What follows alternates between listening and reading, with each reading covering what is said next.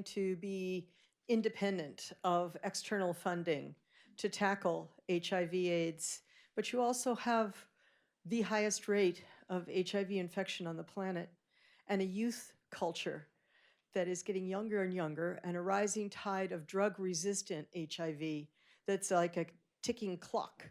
So can you make that deadline? Can you beat that disease? Can you have a generation come up without HIV? Yes, we carry the biggest and the highest burden of HIV prevalence in the world, unfortunately.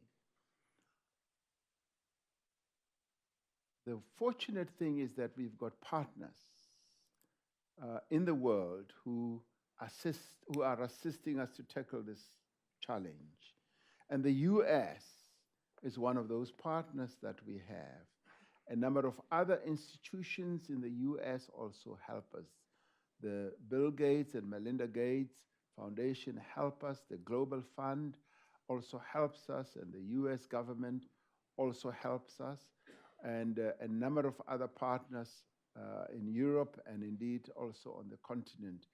They are assisting us to tackle this. And recently, we found that the infection rate has started to plateau and is going down. And largely because of the assistance and the support that we are getting from our partners in terms of spreading the prevention message, in terms of treatment as well. We've got 4.3 million people on antiretrovirals currently, the largest program in the world. The infection rate in our country is much higher than that, and we're seeking to get more and more of South Africans to get on treatment. But the good thing, as I was saying, the infection rate is going down. And we're focusing on the youth, that the youth should be more conscious and aware of the dangers of HIV, the disease. And we're seeing some progress in that regard. When it comes to drug resistance, we're also beginning to pioneer in the way of research, and a number of our scientists are leading vaccine development as well as treatment development. Of course, we're also benefiting from our collaboration with other scientists and developers in the world. So we've always seen the HIV challenge as being a global one. The UN helps us, the World Health Organization helps us, the UNAIDS system also helps us. It has to be seen as a global challenge, and we are enjoying the assistance, or welcoming rather the assistance that we are getting. Are we going to see an era when HIV will be behind us, when we will see its shadow? We are hopeful that we will, and we are working towards that. I used to be the chairperson of the South African National AIDS Council, which we call SANEC. It's a body that brings together government, business, sports organizations, and civil society and medical community, the broadest, if you like, social partners collaboration that is dealing with this challenge. And all those partners are united, fiercely united in trying to curb the spread of this disease and to make sure that we find the treatment for it, the vaccines, and those are being developed. We're making a great deal of progress, and thanks to the partnership that we enjoy, particularly from the United States. And once again, I say, US, thank you very much for being our partner on this. Thank you very much.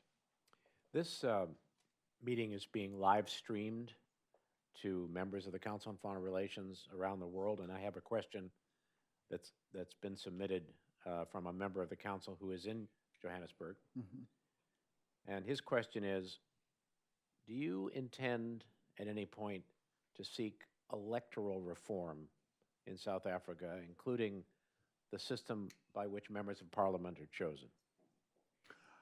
This issue of electoral reform has been on the cards for quite a while. there was a report that was submitted by Dr. Van Zyl Slabbert, who was the leader of the opposition some years ago. He has since sadly passed away. And it proposed a mixed system. Right now, we have what we call proportional representation. And we opted for proportional representation when we came out of the nightmare of apartheid. We felt that we needed to have a unified system of government or legislative entities where there would not be a winner past the post, a single winner past the post, where all parties, as many parties as possible who would have achieved a particular threshold, would be represented in our parliament. That has served us very well because it means that even the smallest parties, as long as they can get a particular or demonstrate a particular level of support, are able to get representation in parliament. Currently, we have some 23 or so parties in our parliament, and those competed, and there are little fewer who finally succeeded. 23 competed and a fewer then succeeded, but they're all represented, those who succeeded to pass the threshold. And that has contributed to having what I call a wholesome representative parliamentary system. Others have felt that you need to have a constituency-based one where a winner takes all. And we felt the winner takes all in our embryonic stage of our democracy would not serve us so well. We needed to have inclusivity. Yes, those proposals are still on the table to have a combined system where you could possibly combine constituency-based and proportional representation. That is something that is continuously on the table and will be considered. But for now, because we are involved in a task to unite the nation, to make everyone feel included rather than excluded, we have believed that it's best to have the system that we have. Yes, sir, in the back. Ben Bartenstein from Bloomberg News. President Ramaphosa, thank you so much for joining us today. I have a follow-up actually to Roger's last question. Mr. President, you said that you expect the ANC to quite easily win elections next year. Yes. And I'm curious, how do you sell your bold economic overhaul to voters at a time when business confidence is at a one-year low, the Rand is the fourth worst performing currency in the world, and your own central bank says that your initial 3% target for economic growth this year, that growth will actually be much lower than that. And on the final point, I'm just curious what your new economic estimate is for growth this year and next. Thank you.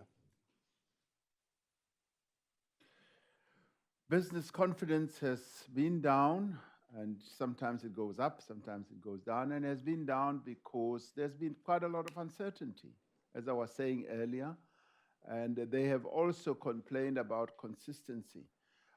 The uncertainty has been given rise to, for instance, our policy positions on a number of areas, like, for instance, the mining charter.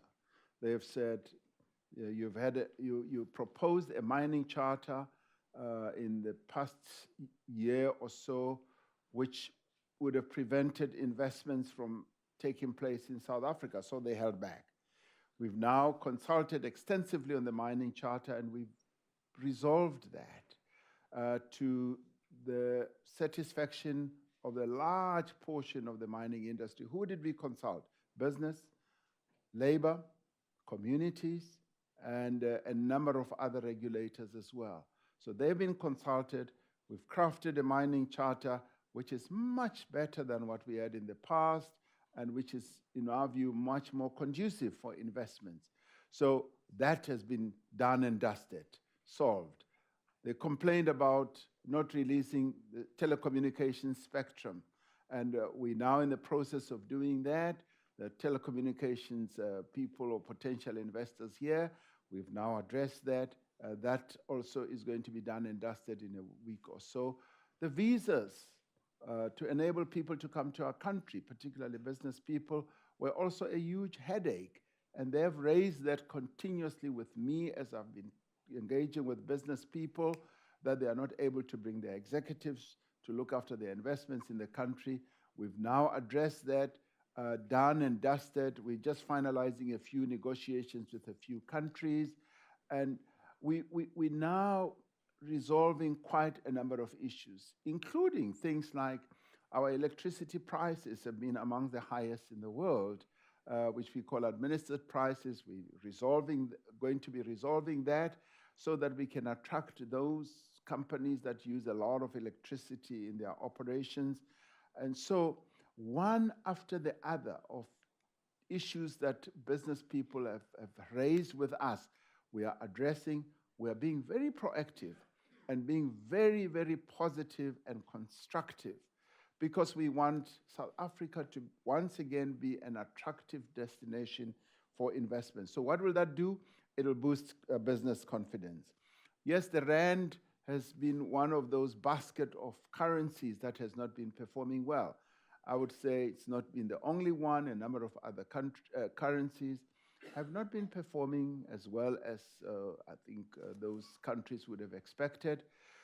With the increased confidence in our business community and us resolving the policy issues, we expect that the rand will respond and be a lot better. Our central bank, yes, they have revised their growth prospects. They have revised them in view of, one, the global economic situation and the exposure that we have to it, and the way our economy is performing. Demand has been relatively low in South Africa, and with the reforms that we are embarking on, I believe that there will be more growth in our economy.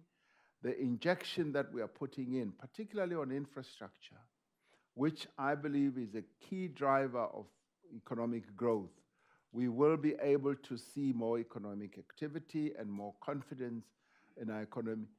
And the other important part is that the reforms or the stimulus that we've put out is not only aimed at your hardcore issues, they're also aimed at impacting on the social life of people. For instance, we are focusing on how our local government is run and the infrastructure projects, how they are manifested at local government level.